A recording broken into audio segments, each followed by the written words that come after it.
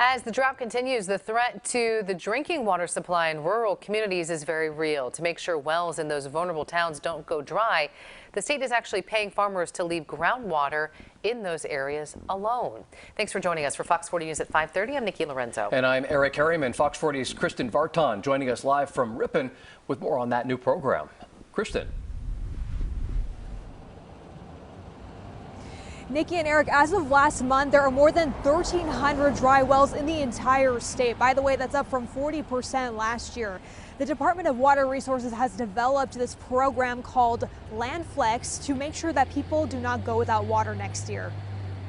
As California's extreme drought continues, the need to protect drinking water wells in rural communities grows, which is why the Department of Water Resources developed a pilot program called LandFlex. LandFlex essentially helps farmers make some of those transitions by moving away from very water intensive crops to crops that make more sense.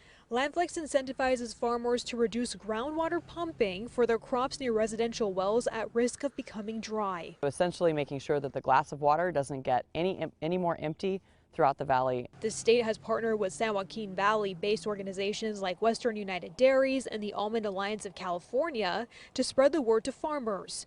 Up to $2.5 million is available to them to figure out new and more sustainable ways to grow their current crops, planting drought-resistant crops, instead of fallowing their land. Every amount of dollars that he or she invested in that acre are now lost, and all of the jobs and employment that with that acre are also lost. And so LandFlex aims to prevent both of those catastrophic outcomes by ensuring that the farmer stops pumping and that he gets paid a reasonable price to make sure he can make his payroll at the end of the month. It's designed to provide exactly what the name says, which is flexibility of the land, flexibility of the operation and management of that land in a way that provides sustainability, security, and regulatory certainty for the farmer and for the communities nearby. Western United Dairies' Anya Radabaugh says it's a win-win situation, also benefiting the environment and providing more drinking water for communities the drought has heavily impacted.